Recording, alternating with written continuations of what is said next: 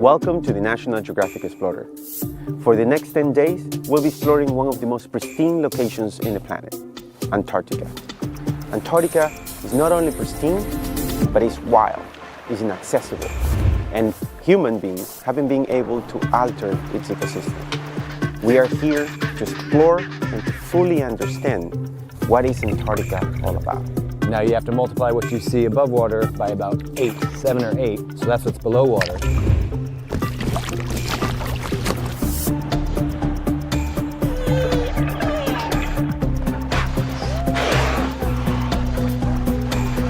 We think it's unbelievable!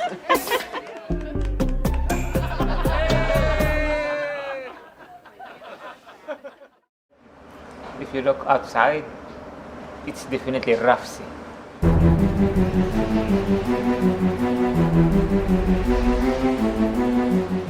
It looks like it's building up.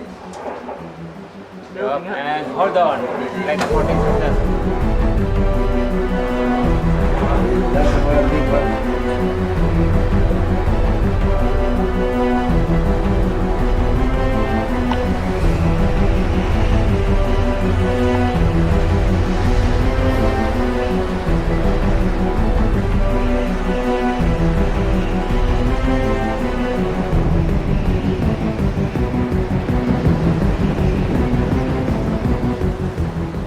We are in a Drake Passage, more or less in the middle of it. And yeah, we will have this for about another 20 hours or so.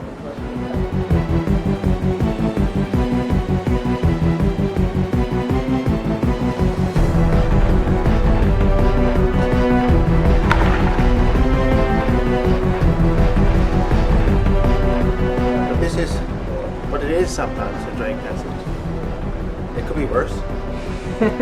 If the prediction had been worse, we've been waiting. Beagle Channel.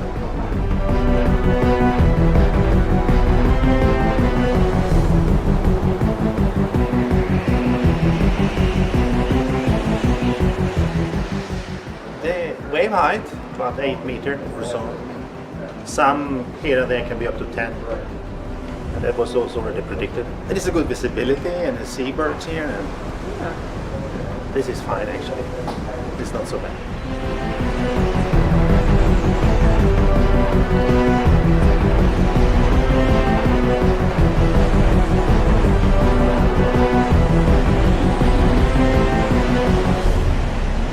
Oh, actually it's beautiful. It wouldn't be a trip across this passage without this. But it's most enjoyable, and it just, to some it's peaceful. To me it's peaceful.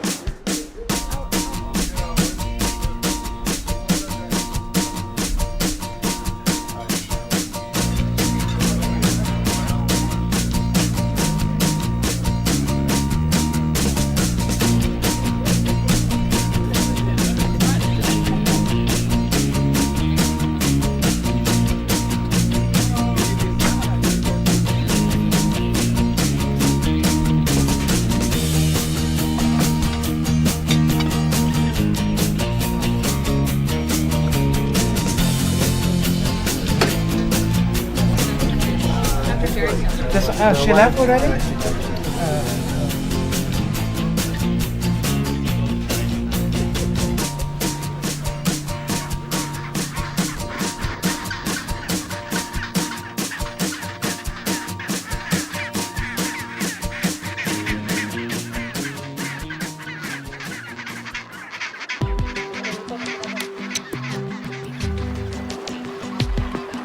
Hi everybody! Welcome to Antarctica. Your first landing. Excellent. After a somewhat bumpy transit of the Drake Passage, we've arrived in the South Shetland Islands, just off the Antarctic Peninsula. Our first landing here in the South Shetlands is a place called H.O. Island, like the letters H.O., and in fact it stands for the Hydrographic Office. It's just, it's sort of a little otherworldly, to be honest. I don't know, I'm sort of breathless. I mean, I can't really explain it. It's quite amazing. It's a wonderful place for a first landing. There are two kinds of penguins nesting here, gentoos and chinstraps. and they're really busy at their nesting behavior at the moment. They've come ashore, they've built their nests. Most of them are incubating eggs now. In the summer season here in the Antarctic, the penguins have to move to get their young eggs hatched, fed, and mature in time for them to go to sea before the winter. So it's a busy time for penguins and a great time for us to visit.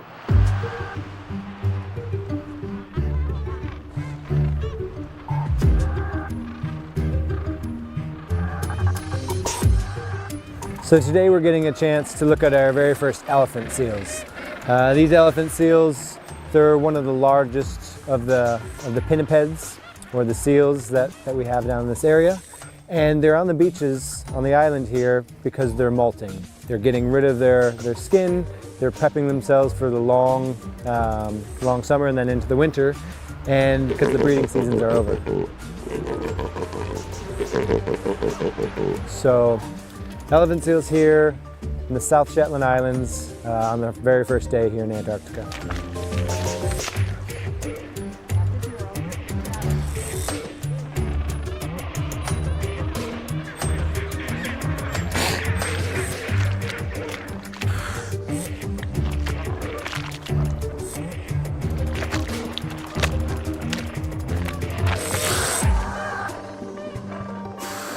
It is tremendous. When you say no words can express it, I just think that it truly is magnificent, from the geological part of it to the naturalists. It's just been tremendous, the whole trip has, and I'm sure it will continue to be.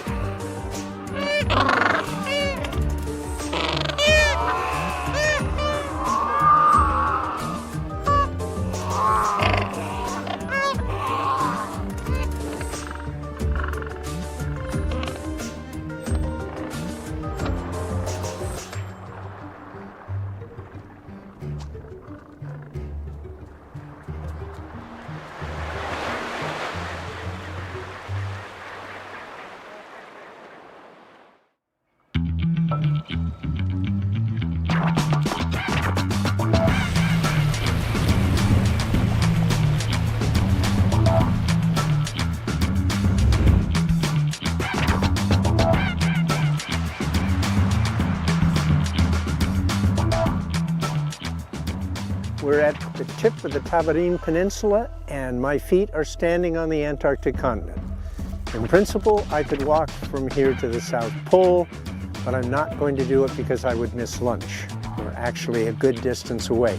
But it is absolutely one of my very most favorite places to visit the penguins. Right behind me, we've got this dense aggregation, the urban penguins, the Adelies. They seem to be now on 2 eggs. It looks like most of the nests are completed. Hasn't been very muddy. The eggs are clean. The penguins are clean. That's a good thing. And we have a chance to sit and watch the penguin behavior.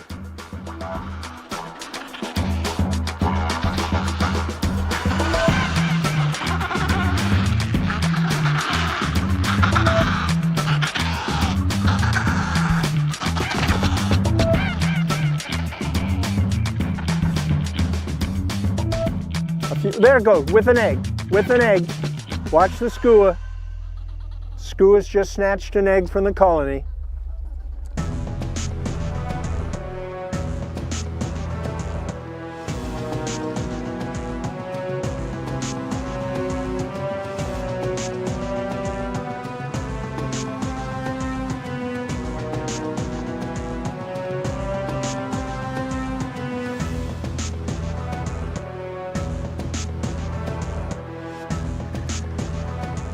So I've been watching the Adelie penguins and the Gentoo penguins, and they actually all get along, which is just fascinating to me. And I love watching them sit on the edge of the water to see when they can go in and get some food before the leopard seals come. And it's just very zen and absolutely stunningly ethereal here. It's like being on a whole nother planet.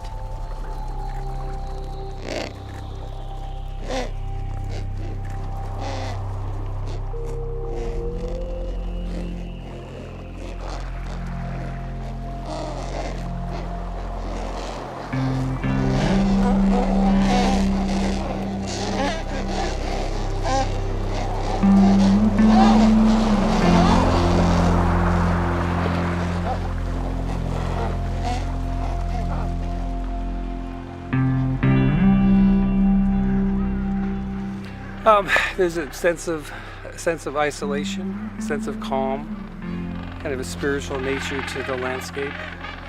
It's prehistoric, and it's awe-inspiring to say the least. It'd be cool if that big chunk there fall off. Go up there and give it a nudge because it's sometime gonna fall. Look at that crack in that baby.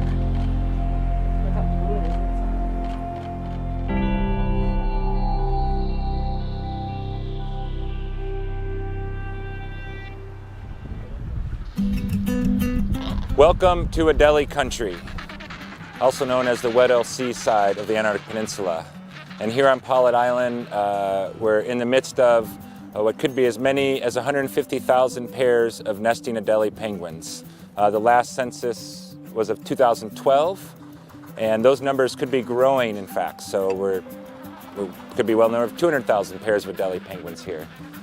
But we'll just say there's at least 150,000 pairs of Adelie penguins, which, as you can see, this is just a small fraction of this colony. This whole portion of the island is ringed with nesting Adelie penguins. And it's pretty much a constant din of noise to the Adelie penguins. That's sweet music of love. That is their courting call. That's a behavior that will last throughout the breeding season. At the beginning, it helps form the pair bond and lets each other know that they're in it for the long haul. And as the season goes on, this calling will continue. It's a way of communication. It keeps the pair bond intact. And also, as the chicks are developing, they're learning the sound of their parents, as well as the parents learning the sound of the chicks. And right now, these birds are almost all on eggs, and they lay 2 eggs beginning of the breeding season. And they would arrive sometime in early October to this site. 1901, the Swedish Antarctic expedition was coming down under Otto Nordenskjöld. 6 men were dropped off at Snow Hill to the south of us to overwinter, with the plan that the expedition ship, the Antarctic, under Captain Carl Anton Larsen, would come back the next summer to pick them up. The Antarctic, on its way down to pick them up, was stove by ice and it sank. So Captain Larsen and his 21 men had to make their way across the ice to here on Paulet Island. And they constructed this stone hut. And one of the first things they did was to kill 1,000 penguins, stack them up, and that would be their food. What I find most poignant are the Adelie penguins here nesting on the walls of the hut, because these could well be descendants of some of the 1,000 penguins that were killed to provide the food for the overwintering party in 1902.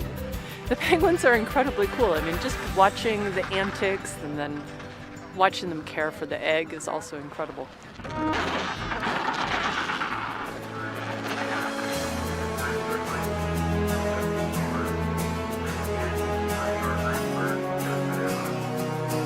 This is the most beautiful life that you could hope for. And it's a good thing Lucho is encouraging everybody to come out and enjoy it. It is just, and it's incredible to be in the Weddell Sea, which not many people get to come into because of the ice. So this is terrific. It really, really is. We think it's unbelievable. Cannot be topped. Exactly. Extraordinary. Look how the sun right now is reflecting off the water. I know, isn't that beautiful? You got that little Yeah, cloud. that's what I was getting. The light is indescribable, actually, but it's exceptionally beautiful.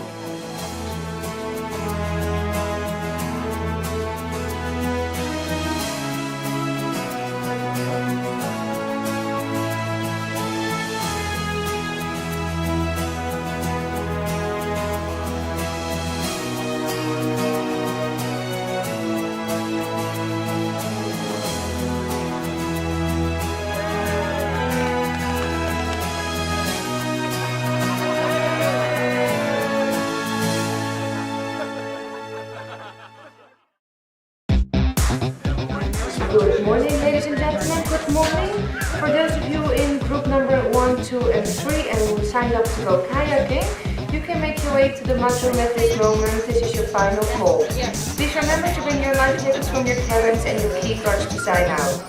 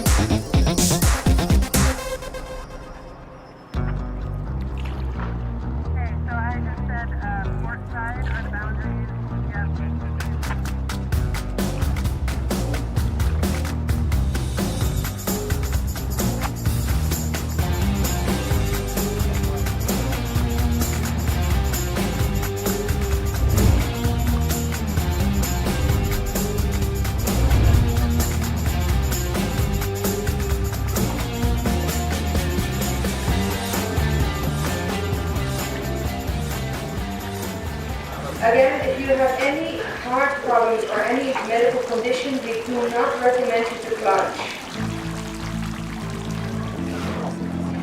Come on, people, cheer up for the plungers!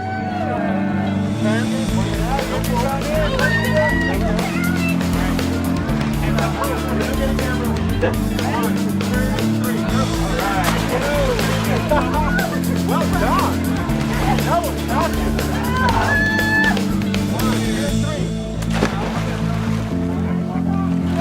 Holy shit!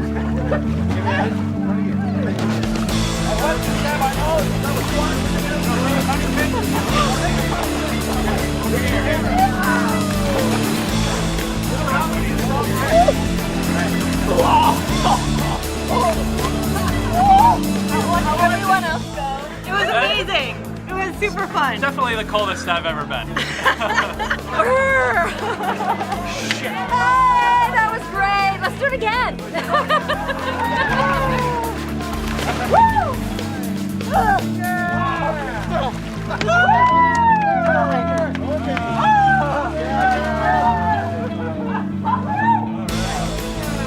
Look at it, James. Look. Whoa! Oh, let's make that happen!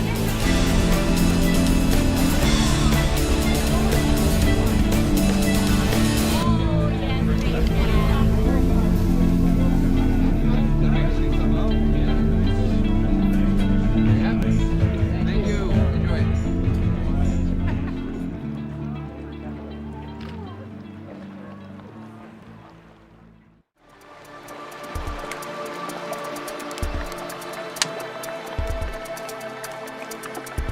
So most people that come to Antarctica come for the wildlife, for the penguins, but I'm drawn by the ice, and I think most people that come here, that's the resounding memory that they have when they walk away. Today, we're in a place called Sierra Cove, a land jammed full of ice.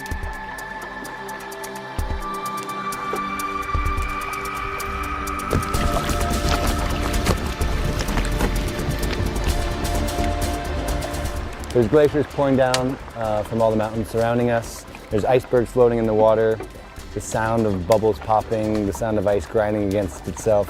It permeates this place, and it's definitely the most magical part of Antarctica, in my opinion.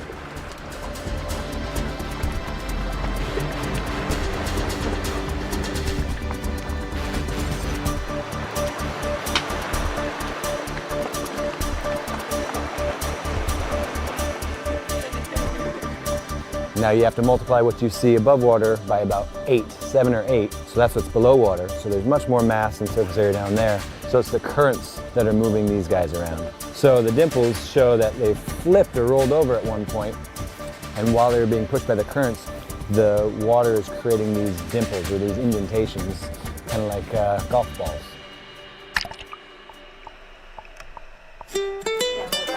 You can have the hot chocolate as it is, or you can add a little something. I have today we have peppermint schnapps, Myers rum, Jameson whiskey, or Frangelico. Frangelico is a hazelnut liqueur that tastes Nutella. Have a wonderful morning. Thank you very much. Enjoy the ice. Skål! Skål!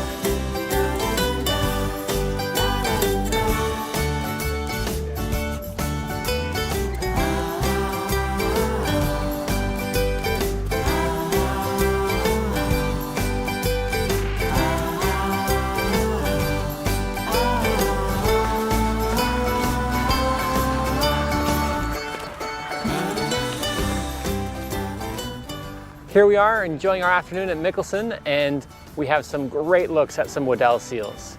These are true seals, which means they use their hind flippers for locomotion through the water, and their fore flippers are mostly used for a little bit of rudder control, maybe a little scratch here and there. Out of the water, they're not the most glamorous. They're kind of somewhat blubber slugs, as we like to call them, and they're laying about having a good rest.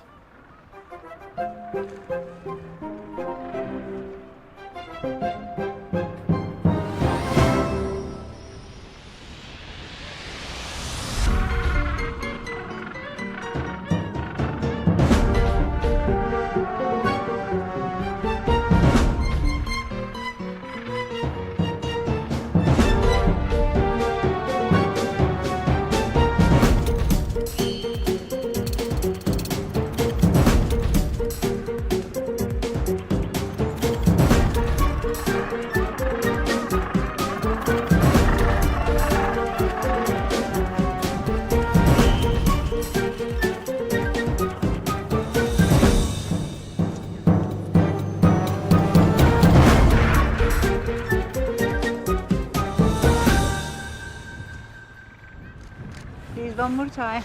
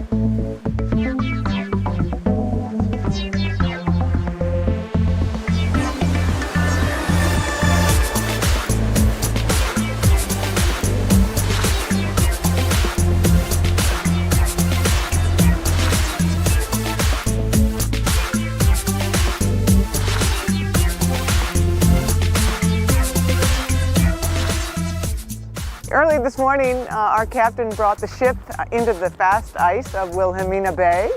Quite an extraordinary experience for us all to have this opportunity to walk on ice.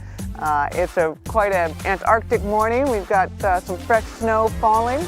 All around us we have glaciers cascading down from the Forbidden Plateau here along the Danko coast.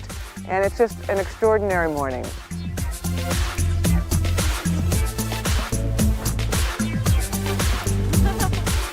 Oh, it's fabulous. We're having such a good time. Oh, it's fantastic. It's everything I imagined that Antarctica would be like, and even more. It's not as freezing, but it's cold. But to be able to stand there and be feet from wildlife is incredible, and to watch the glaciation and the table ice and everything else is just an amazing experience.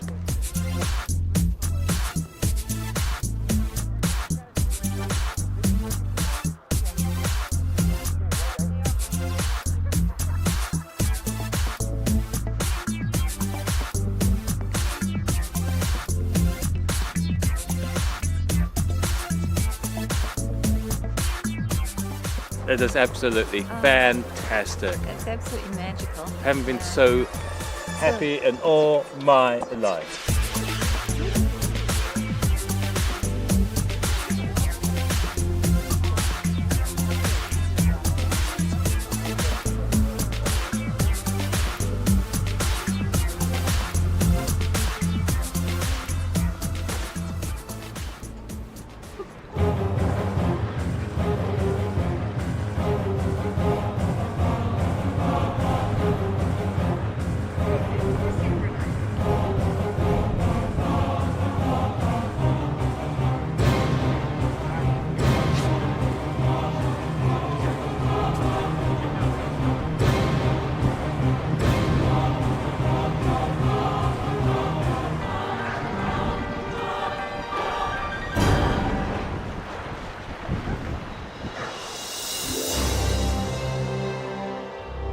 So we're currently transiting through the Lemaire Channel. This channel is very narrow, so we've got these peaks that tower up on either side of the ship and just make for absolutely stunning scenery.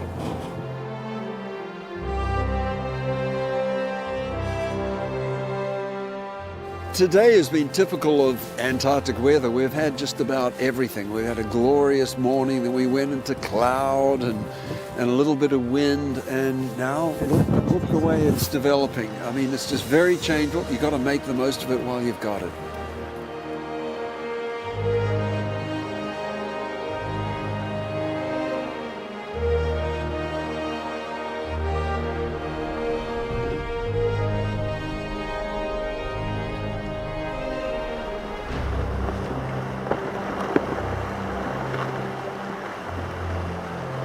Unbelievable.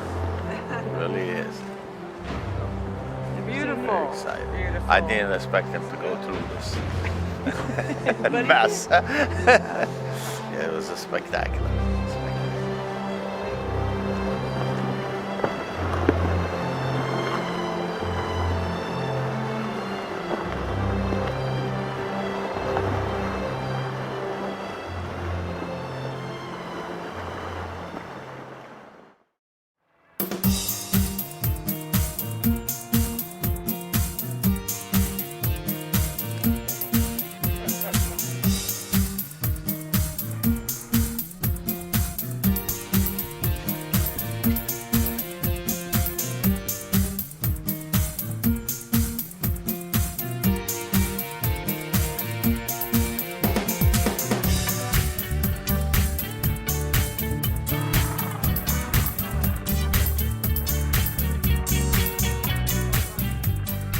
Well, it's funny. I've spent a good chunk of my career, over 20 years, traveling to a lot of warm locations, from the Caribbean to places like Costa Rica, the Indian Ocean. And this has been an incredibly unique experience for me. Just, you know, you hear about the beauty, you hear about the snow, the ice, the penguins, but when you see it for the first time in person, it's really overwhelming. It's unearthly. It's just truly unbelievable, and it's probably one of the most beautiful places I've ever been to on Earth.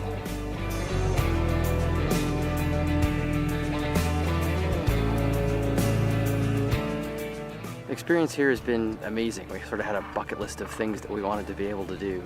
See the icebergs up close, walk amongst the penguins, and then the real highlight for my wife and I was to be able to watch the killer whales eating the remnants of their kill on the ship.